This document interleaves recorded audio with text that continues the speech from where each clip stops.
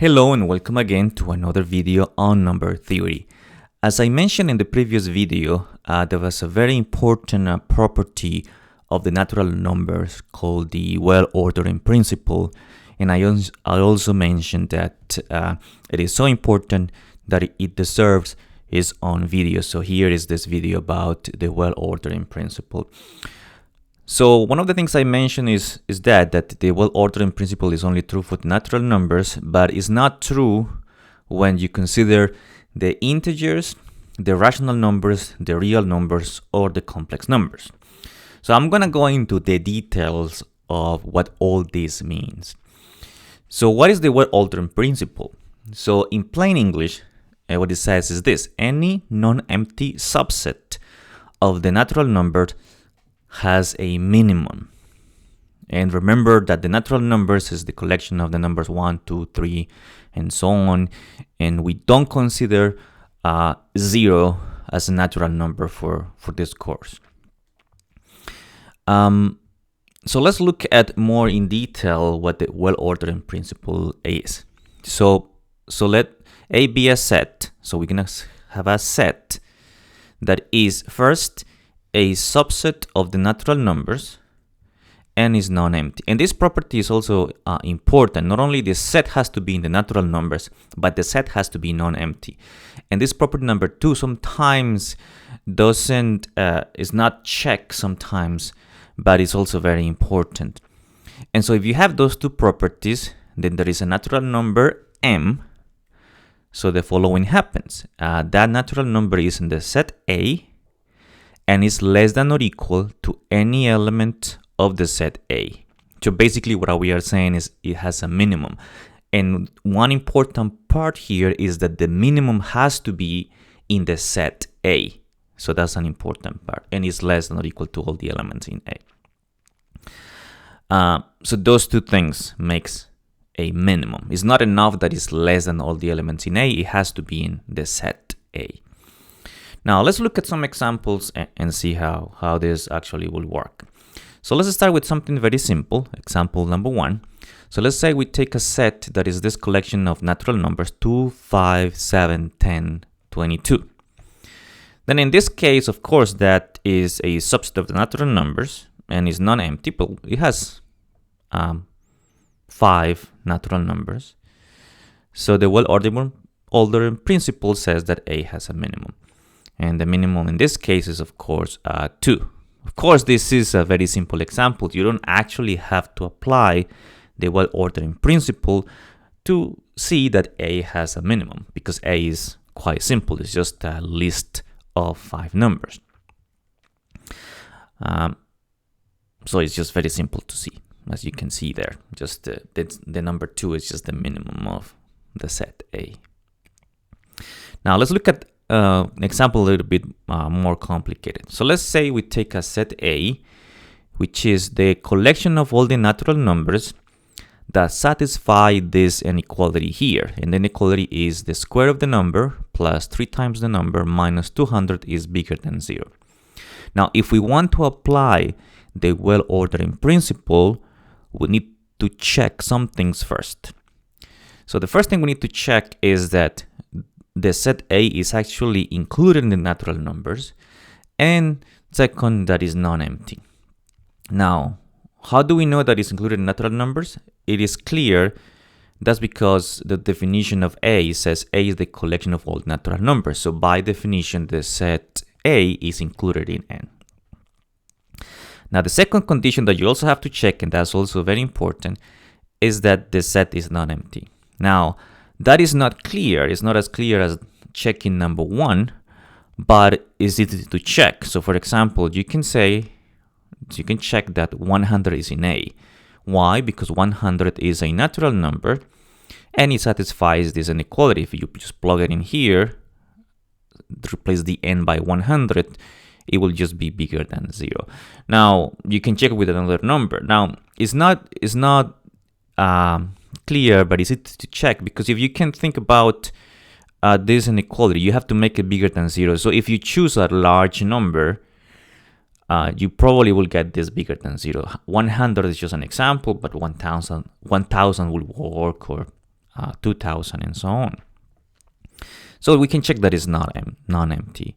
So that is true. So we have the two conditions. By the well-ordering principle, the set A has a minimum. So that means that there is an element in this set, in the collection of all the natural numbers, that satisfies this inequality that is less than or equal to all the numbers that satisfies that inequality. So there is an element in A that is less than or equal to everything else. Now in this case, we don't have the list of A like we had in the previous example. We have a descriptive way of the set A. So it's described by this inequality. So we know that there is a minimum of the set A. Now, one thing that is important in the well-ordering principle is that the well-ordering principle does not tell me what M is exactly. It doesn't tell me how to compute it. It just tells me that it exists. It has a minimum. Now, computing the minimum, that's just another matter.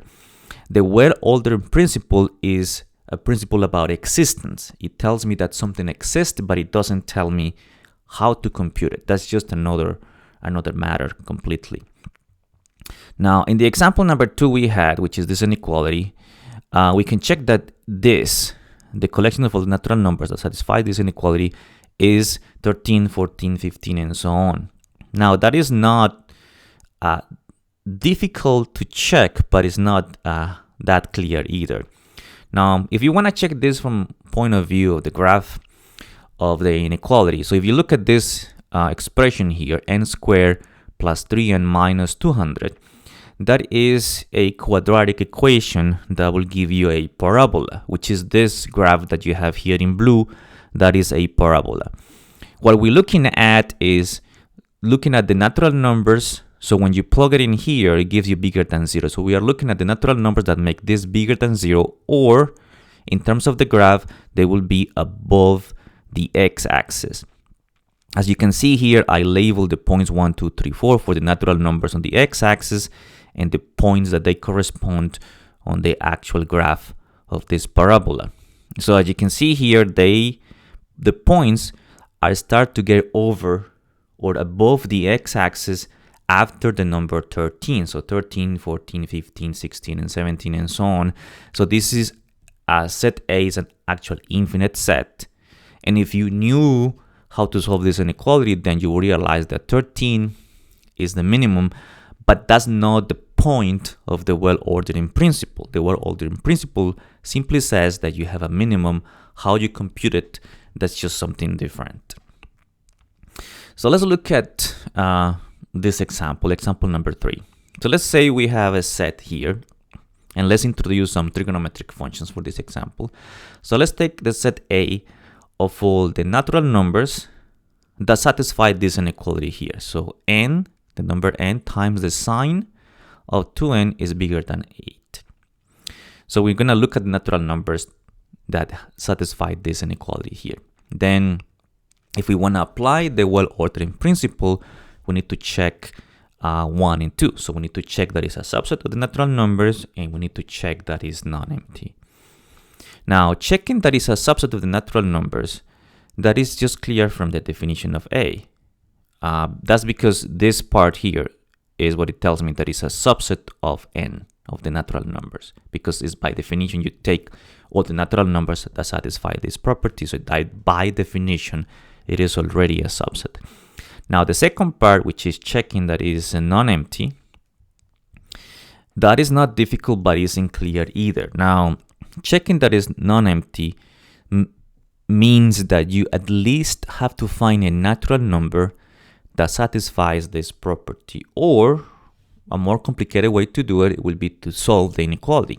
But to check that it's non-empty, you only have to find one natural number that satisfies this property. So that's all you need. And so that's why I say it's not difficult, but it's not clear either.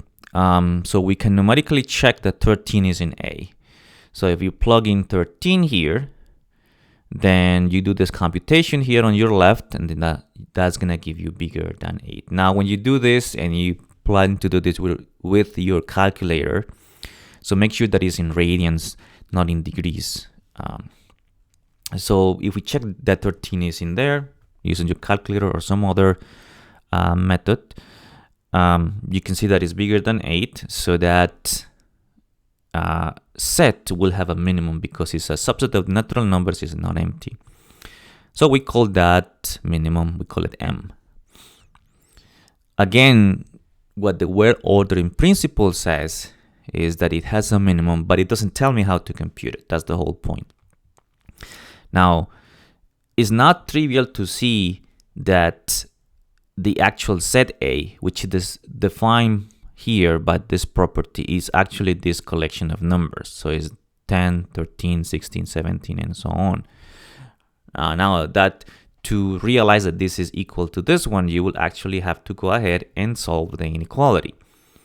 So in this case, if you believe that this solution is correct, then the minimum will be 10. But that's not the point of the well-ordering principle. The well-ordering principle doesn't tell me that it's 10. It's just that by some other method, we know that this is the solution of this inequality for natural numbers. So in this case, the minimum is 10. And if you want to look at this graphically, if you look at this graph of n sine of 2n, I have that graph here in blue. And we are looking to see when is that bigger than 8. 8 here will be represented by this horizontal line that is in orange here. And so we're looking at the natural numbers that make that bigger than 8, that are above this line here. As you can see here, some numbers are above or not, some others are below. So for example, the stars above that line at 10, but then at 11 is less than 8, and at 12 is less than 8, and it comes up again. 13 is bigger than 8. That's why you have 10, 13, 16, 17, and so on here.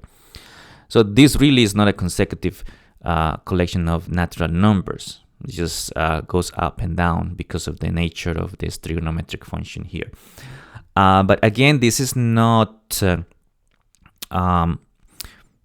part of the actual well-ordering principle. This is just an example. The well-ordering principle only says that it exists, but it doesn't tell me how to compute it. So this, what I'm showing you here, is just a way to visualize what is actually happening with this particular example. Now, let's just review again what the well-ordering principle is. So you have a set A that has two properties, that is a subset of the natural numbers and is non-empty. So that there is a natural number M, so that is the minimum. So it's an A and is less than or equal to all the elements in A. Important that the minimum has to be in A. So that's an important part. So those two properties you always have to check. So there's conditions to be checked, and once you check that, then you can make the conclusion. Now, as I mentioned earlier in the video, checking that the set is non-empty is important. So let's look at this last example here. So if you look at the collection of all the natural numbers, n, so that this equality here has solutions x, y, and z for the integers that are non-zero. So basically what I'm looking at here is I have this equation and I'm looking at all the natural numbers for which this equation will have solutions in the integers. Now, this set here is clearly a subset of the natural numbers. Now, the question is, can I apply the well-ordering principle? Well, you could if you could prove that this set is not empty. But unfortunately, that set is empty. So what that means is, if you look at this equality that is here, there are no solutions in the non-zero integers. And that is actually a very famous theorem called the Fermat-Last theorem.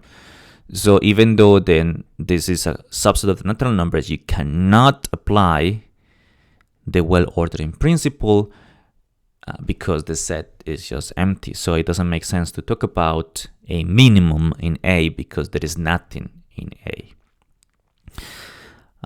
So even though it's a subset of the natural numbers. Now, the well-ordering principle is not true when it's applied to other collection of numbers, like I mentioned before. So for the integers, rationals, real numbers, and complex numbers, the well-ordering principle is not true. So what do I mean by that? So let me get into a little bit more detail about it. So the well-ordering principle is, remember again, so you have these two conditions, 1 and 2, subset of the natural numbers, non-empty. So the subset will have a minimum that we call M. Now let's assume that we replace the set N by the integers, for example. So we change it into an integers, and then can we make the conclusion that there is an integer, so for which this is true. So the answer to that is that this statement as it is right now is not true in all the cases. So what does that mean? It means that you could have subsets of the integers that are non-empty, but that set won't have a minimum. So to prove that that is the case, I just have to give you some examples. That is not, this principle is not true in the integers. So let's look at some examples. So we can have some non-empty subsets of the integers that do not have a minimum. So for example, if you take the set A, that is the negative of all the natural numbers, so -1, -2, -3, and so on, that is a subset of the integers. That's true. It's non-empty. Of course it's true. But this set, as you can see, won't have a minimum because the numbers just start getting smaller in the sense that, okay, is -3 the minimum? No, because -4 is less than -3. -5 is less than all the previous ones, and so on. So this set won't have a minimum. And there are many examples. So if you consider, for example, the negative of all the squares of the natural numbers, so -1, -4, -9, and so on, that is a subset of the integers, is non-empty, but it doesn't have a minimum either. And you can come up with several examples, probably. So all the even ones, negative even ones, -2, -4, -6, that is again a subset of the integers. It's non-empty, but it doesn't have a minimum.